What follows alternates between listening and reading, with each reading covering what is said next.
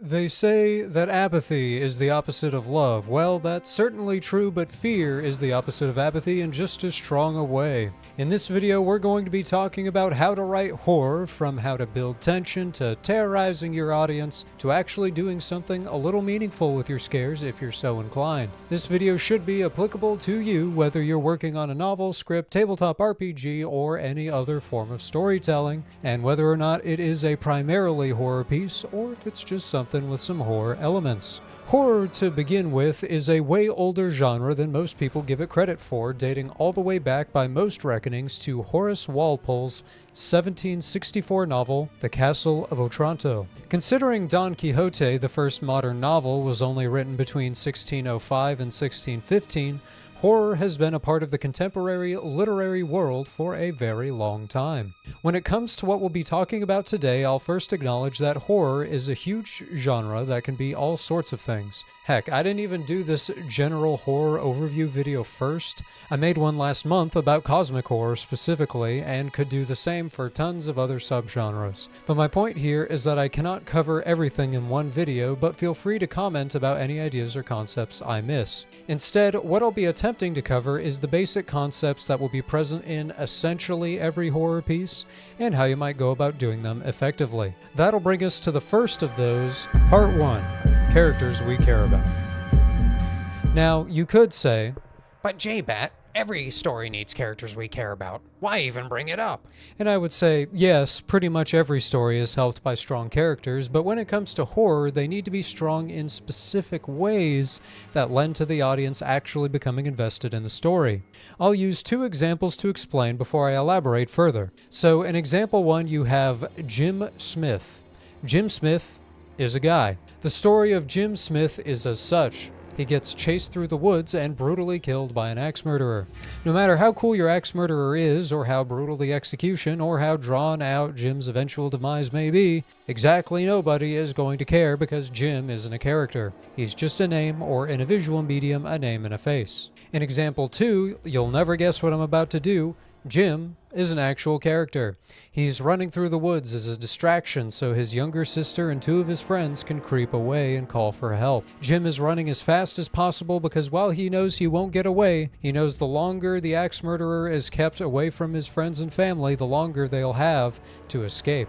He's always been a runner, so he's doing a good job keeping the distance, but when he finally trips over a branch in the darkness and the killer comes up upon him, he throws a punch, breaking the killer's nose before meeting his end. Sure, you still don't really care because that's just a paragraph of character building done at least partially as a joke, but you're probably closer to caring than in the first example. In particular, there are a few things you need to establish with a horror protagonist in order for them to be successful. Beyond just being interesting, they need the following: for the audience to like them enough to want them to survive, for the audience to think they have a chance of surviving, and not so good a chance that survival isn't in question, but also not so bad a chance that survival seems impossible, but something in the middle. And then the last thing they need is something that sets them apart from the other characters in the story, which is vague, but I'll explain momentarily. As you may expect, your side characters would benefit from the first two and should also have something relating to the concept of the third, but not in the same way. As far as the audience needing to like them enough to want them to survive goes, this is particularly important in horror. It's an overused example for pretty much every concept under the sun, but we'll take Star Wars: A New Hope as an example for why a non-horror movie doesn't need this as much.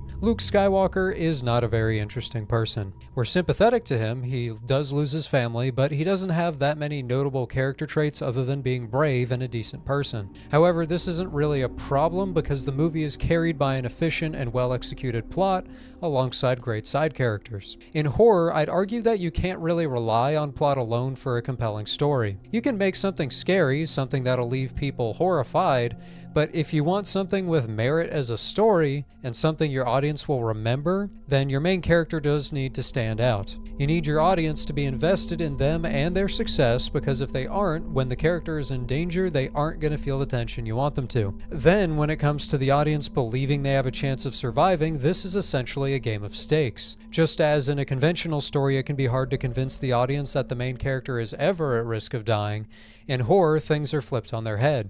You need to convince the audience that your characters are not guaranteed to die, or at least not guaranteed to fail at achieving something significant by the end of the story. It's a delicate balance, and if you tip too far in either direction, your stakes, the fundamental axiom upon which your story is balanced, will crumble. A very simple way to think about it is almost to consider it in the terms of a video game. Now don't get me wrong, horror video games can have a slew of problems all of their own, but in order for them to be a good game, they need to be beatable. Maybe not easy, but not impossible to win either, unless the inevitability of the player's death is the entire point, in which case you're just operating on a different wavelength. Otherwise, in order to maintain that balance, the player must feel there is a point to push on while not getting too comfortable.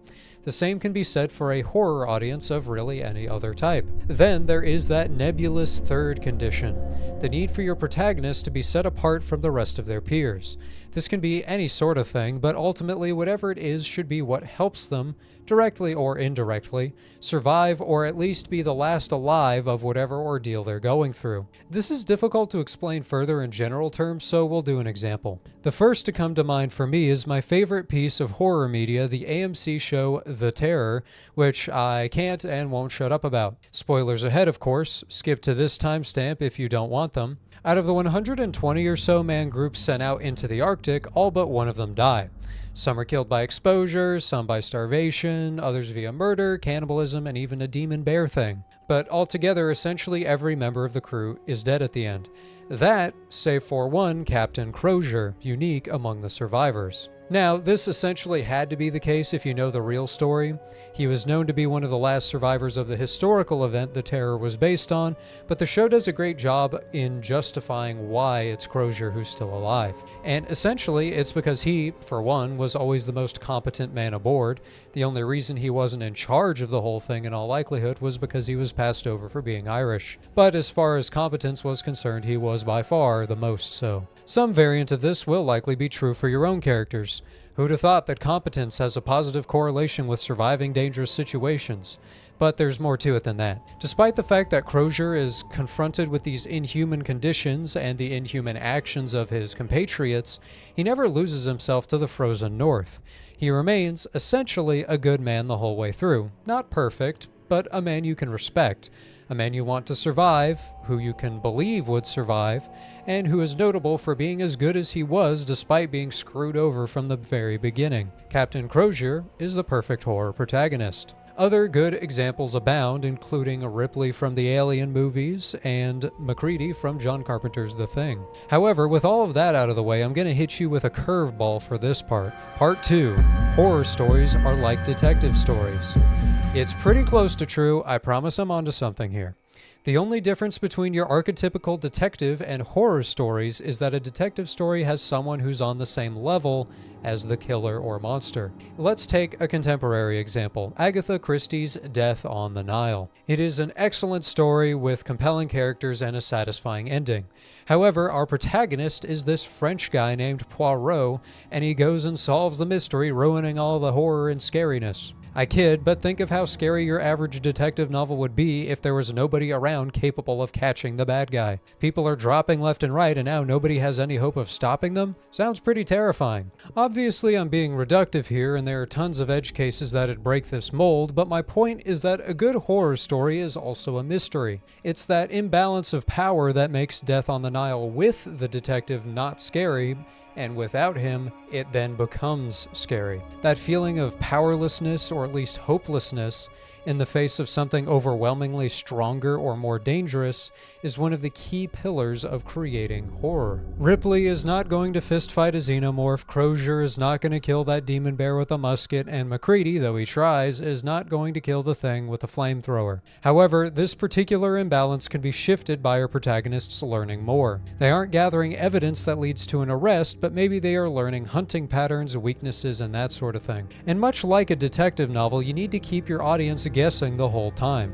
Just as Death on the Nile would be supremely boring if we knew the guilty party right from the beginning, so too will a horror story fail to be compelling if too much is given away early. The list of things that can actually ruin the story by giving them away early is very long with horror. Even giving away what the monster or killer is too soon, much less how to beat it, is enough to completely wreck a story. And ultimately, this drills down what I think is so uniquely interesting about horror. In order to get something really good, you are having to juggle a ton of things, many of which the audience isn't even thinking about. Then, of course, I've got to admit I did lie a little tiny bit. What you think I'm about to say is that horror stories actually aren't detective stories, and I just made it as a point because I can, but I'm actually going to be obstinate and stick to that. Instead, it's just that there's one more difference between the two, and that's, with horror, the mystery doesn't have to get solved, and in particular, the monster doesn't have to be defeated.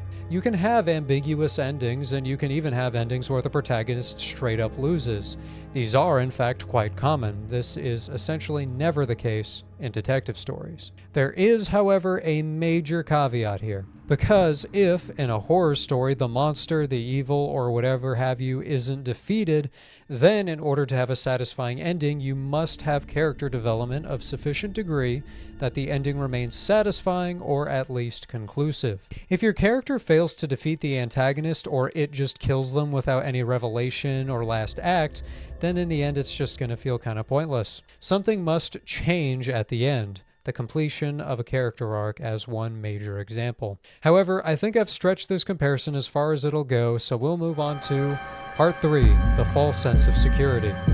This is an essential element to any horror story in the sense that all of them have it at least a little bit, though the degree to which it is required can vary wildly. In either case, it's ubiquitous enough to get a section all to itself because when handled well, it'll be essential to your success. The false sense of security by necessity is the default state at the beginning of a horror story, and at first it may not even be false. It's just the way things are. The friends in their car on a way to a campground in the woods, the quiet long space mission, the voyage into the unknown waters. These times may have problems of their own. The false sense of security will be more interesting when there are other problems or diversions around to direct attention away from the looming threat. A great example of this is an online horror story, Baraska. Thank you to Creepcast for introducing me to that one. It actually sparked me getting back into horror. But also, I slightly hate you because, well, if you've experienced the story, you know exactly why. In any case, Baraska goes for quite a while before anything bad actually happens. It has your conventional family moves to new town setup, in which there are a few odd things that happen from time to time, including the strange disappearance of the protagonist's sister, but at this point, it's impossible to tell what's actually going on. In fact, for the first few parts of Baraska, you kind of forget you're even reading a horror story. You just get a lot of nice interactions between these three friends as they grow up together. Sure, odd things creep up now and again, but the nature of them, or what exactly they mean, is sort of nebulous. Little do you know, there are no throwaway lines, and all those little weird details are building up to something horrible. Really, the greatest thing it does in this long stretch of a false sense of security is something I can only tell you if you're willing to have a slight spoiler. If you really don't want that, skip ahead about 10 seconds, but the greatest misdirection is in it leading you to think the danger is supernatural when it isn't. The degree to which it isn't is where the true horror and impact of the story lies. I'm personally a big fan of drawing out your false sense of security stage because it's quite literally perfect territory for building out the other parts of your story I've talked about previously. You can create your characters' backstories, make them feel like real people, and get your audience to care about them. And you also have the opportunity to introduce and play around with the mysteries of your story. Of course, a long one isn't a requirement as far as this era of security goes. It really will depend on the needs of your story, and if that means that security only lasts for the first few minutes or pages, that's fine too. Just make sure you've made that choice with intent. We'll move on now to a closely related topic, Part 4, the Great and Terrible Reveal. It's a commonly held belief that you should never show your monster, at least not in full, until the climax or very end of your story, and that is generally going to remain true. I wouldn't be surprised if the concept sprung partially out of the fact that early horror movies didn't have particularly scary-looking monsters, and so they might not have wanted to reveal this too early. I can't say I'd blame them. Either way, it serves many purposes beyond hiding bad costuming. For one, it's part of maintaining the inherent advantage the antagonist has against the protagonist. The fact that it is not understood and seeing something in full is the first step of understanding, which you want to put off. You're also getting some of that universal fear of the unknown, a concept that, while not often enough to stand on its own merits, is a foundational concept as a backbone of all horror. This remains important even if the thing to be revealed isn't a monster. It may be a concept, it may be the truth of what your antagonist was doing, or it may be something else. But in either case, the final reveal of the greatest terror is essentially you laying out your hand for the audience at last. It has to be a good hand or the whole game falls apart, and it must be played at the right time. Reveal it too early and it'll lose its power by the time the story ends. Reveal it too late and there will be no time to reckon with it. The reveal is also one of the key moments in which it will become clear to the audience that you do or don't know what you're doing. The ultimate truth of horror is that you can have the scariest, most heinously grotesque, bloody, gory abomination against all that is good and holy in the history of mankind, but if you show it at the wrong moment in the wrong way, it's going to be kind of lame. A regular human antagonist, no scary mask, no superpowers or creepy appearance at all, revealed in the right moment, in the right way, will always be scarier than something horrific that was revealed badly. And often all too human monsters can be the scariest of them all to begin with. Now, I've been saying a lot that you have to reveal them at the right time, but when exactly is that right time? Well, that is a question that, when done by a good storyteller, will be answered by the concepts we'll explore in Part 5, Make It Mean Something. Here's where it all comes together. Horror is a genre capable of telling deeply moving stories with lasting impacts just as strong as are possible with any other genre. There is nothing frivolous about good horror, or good anything for that matter. So, when is the right time to reveal your monster? That's when your protagonist is finally coming to reckon with whatever it is that your monster, or villain, or what have you, represents. And to explore that concept, we're actually going back to the detective thing. Bear with me here, we're about to do a bit of a deep cut. Detective novels are a product of the transcendental movement. Hey, don't let your eyes glaze over yet. And the transcendental movement is founded on the concept that, to grossly oversimplify, people are capable of coming to conclusions through the power of their own mind and discovering the truth of any given matter through their own wit. This is why detective novels are about a brilliant individual rationally solving a crime without the aid of coincidence, unfounded intuition, or supernatural influence. Horror can do the same thing. You can have that moment of transcendentalism in your reveal. It can be through your character discovering the truth themselves, in which it'll really closely fit that tradition, or the terrible truth will be thrust upon them. The terrible truth may just be that the big monster is spooky, but it could be so much more. I said in my cosmic horror video that a great place to start with any kind of monster is by centering it on a deadly sin, those being pride, greed, wrath, envy, lust, gluttony, and sloth. Or one of the 7 heavenly virtues, those being chastity, temperance, charity, diligence, kindness, patience, and humility. Use the sin as a point of what the monster preys on, and the virtue as being the thing it corrupts in those who face it. Your monster, antagonist, or what have you shouldn't be scary for its own sake if you're going for something more than just the scares. Yes, it may prey on people in a literal sense, but what is it that is wrong with the people it kills and the society that it corrupts that has allowed it to thrive in a conceptual sense? To go back to the terror, which I'll do at literally any opportunity, I'll say this in broad terms, as to not do another spoiler warning thing unless you consider knowing literally anything to be a spoiler. But the terror is about greed. Namely, the greed of the British Empire, who will throw human lives away to discover this mythical Northwest Passage that'd be too impractical to use anyway, greedy enough to feed them with canned meals made by the lowest bidder, greedy enough to sail into a land almost untouched by industrial society in the name of money and conquest. When the monster of the terror does make itself known, it is for those reasons, and it adapts accordingly.